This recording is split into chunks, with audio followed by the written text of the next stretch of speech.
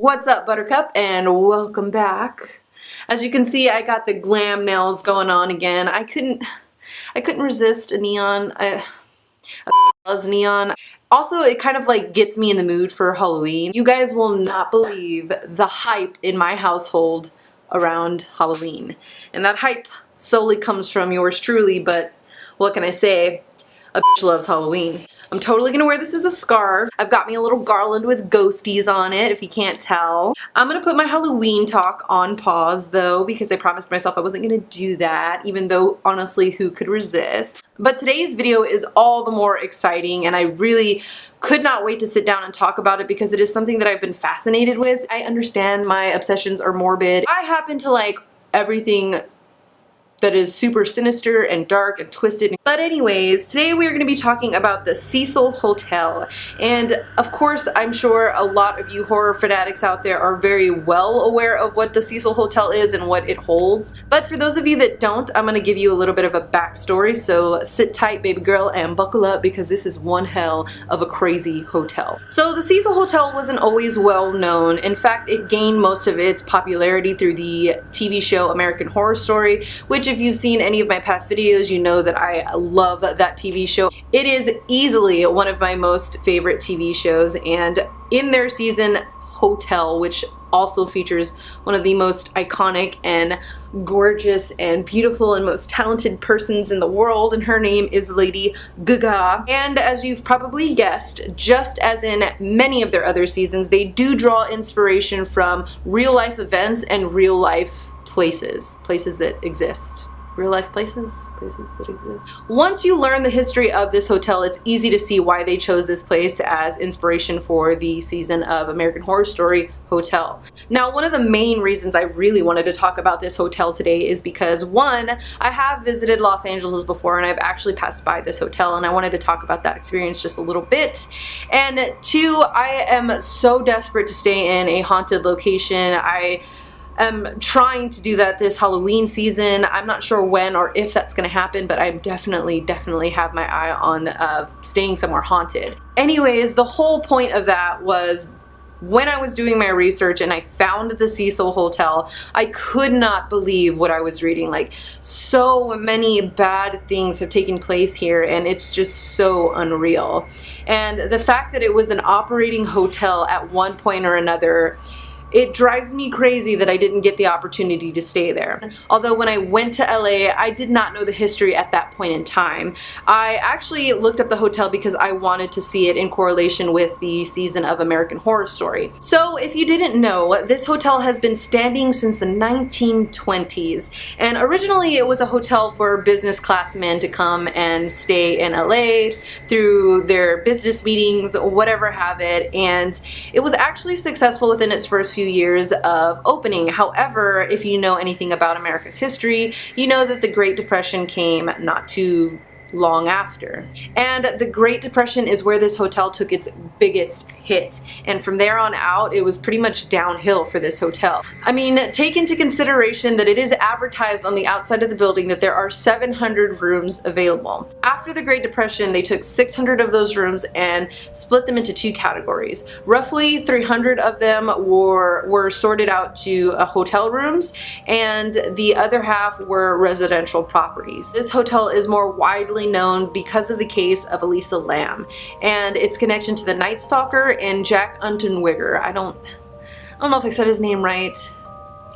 Anyways, the case of Elisa Lam is a disturbing and really crazy case all on its own. I mean, take away the fact that this hotel was home to so many different suicides and deaths and murders and strange occurrences. Just Elisa Lam's case on its own, if you are unfamiliar with it, a summary of her case is she is I believe she was a Canadian student. She came to Los Angeles while she was on vacation from her school, and she stayed for, I believe it was around 2 weeks. she had gone missing, and I believe she was gone for about a week or so. And no one really knew what happened to her until she resurfaced in the water tank on the top of the hotel. Now, I could sit here and talk with you guys about her case for hours. I could sit here and talk about how there was a movie that was eerily similar to her death that came out before she died, but that's besides the point. This hotel has way more creepy and disturbing things in its history, like the Night Stalker, aka Richard Ramirez. I mean, he was a serial killer. That's enough said. Him and Jack Unterweger were the only two serial killers that were believed to have stayed there. Now I'm gonna list off a few of the deaths that have occurred at the Cecil Hotel just to kind of give you an idea of what has happened here. I don't want to get in too far into detail on any of the cases because that would make for a extremely long video, because the number of deaths, I mean, they just go on and on and on at this hotel, and it is just so crazy to me. So what is believed to be the first act of many suicides at this hotel was committed by W.K. Norton, and he committed suicide by taking poison pills. Now, there were several other deaths reported to have been similar to his. Now, aside from this, one of the other methods that unfortunately these people who decided to commit suicide at this hotel took was jumping out of the window. This was very common amongst many of the suicide victims at the Cecil Hotel. And one of the more known ones was the case of Pauline Otten. Now, she was only 27 years old when she decided to jump out of the window of the Cecil Hotel. I believe it was from the 9th floor, don't quote me on that. But her case is a little bit more known because the circumstances in which her suicide happened were crazy. When she jumped out of the window, I'm not guessing that she was aiming for anybody passing by on the street to die, but that's exactly what happened. As she jumped out of the window to commit suicide, she actually killed another person that was a passerby. It's all the more crazy to just add to the bad aura of this hotel. There was another case in 1937 by a woman named Grace Magro. I think I said that right. Anyways, what was crazy about her case as well is that as she jumped to her death, she actually got tangled in some telephone wires on the way down, and she wasn't presumed dead until she reached the hospital. Adding to that, as if that wasn't traumatic enough, there was another case in 1944 by a lady named Dorothy Purcell. I can't pronounce anything to save my life. I don't know what the hell that was. Anyways, her case was morbid as well. So her story goes that she woke up in the middle of the night due to some very intense stomach pains, and lo and behold, a few hours later in the restroom, she found out that she was pregnant, and she ended up giving birth to her child in the bathroom of the Cecil Hotel room, whichever room she was staying in, and she was unaware that the baby was still alive when she had the baby. Now, I don't know too much about this case, and I haven't really looked into the details of it, so I'm not sure how she was able to determine whether the baby was alive or not, but to her understanding and to her knowledge, she thought the baby was dead. So after she delivered the baby, she ended up tossing the infant child out of the window and essentially murdering it. And if we want to talk more recent events, there is the death of Pigeon Goldie. This lady was known to the area. She was a local there in Los Angeles, and specifically that area. And she got her nickname because she liked to feed birds at the park that was nearby. They ended up finding her murdered in one of the rooms at the Cecil Hotel, and it was discovered that she was robbed, raped, and then murdered. So these cases are only scratching the surface as far as the history behind this hotel. There are so many other crazy things that have gone on here, and I honestly believe this place is a true hotbed for paranormal activity. I mean, how could it not be? I have been outside the front of the hotel, and I know that's not saying much, but if you've ever, on a completely 100% serious note, if you've ever passed by this hotel, you would understand what I'm talking about when I say that this place is just eerie, really eerie and creepy. I mean, I didn't even go inside, but just passing by in front of it immediately, like instantly walking in front of that hotel, there were just chills sent up my arms, up my back, down my spine.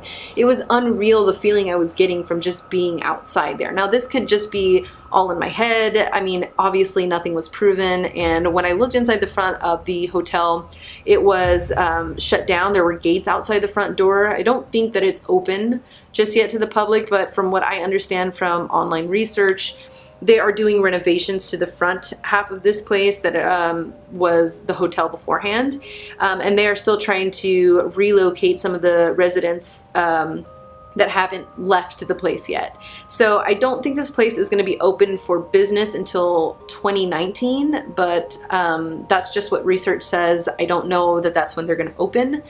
If they do open in 2019, it would still be a really, really crazy place to go and experience, just to stay the night there. I'm honestly like dying to get inside the Cecil Hotel and just like explore it. But be warned that this hotel is located in a very, very sketchy part of town. This hotel is located on what is called Skid Row.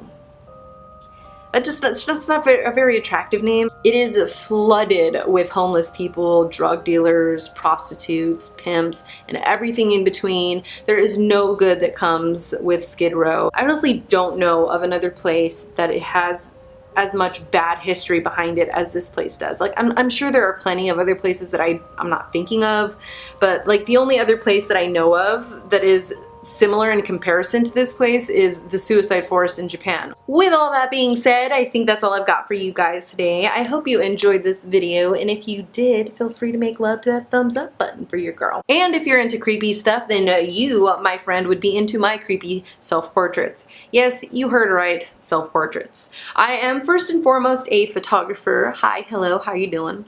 And I recently decided to take on the project of creating a Patreon page to support my art. And if you are interested in supporting a girl and her artwork and making sure she's not a starving artist, go ahead and check out my Patreon link down below in the description box.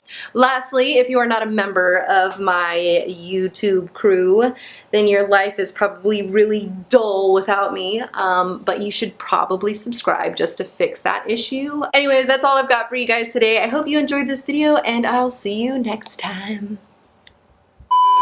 I'm sitting here talking like I have nothing to do, you guys. I have the most exciting evening of my life planned tonight. I'm actually gonna go see The Nun, so I hope it scares the panties off me, because if it doesn't, I'm gonna sue. All right, bye.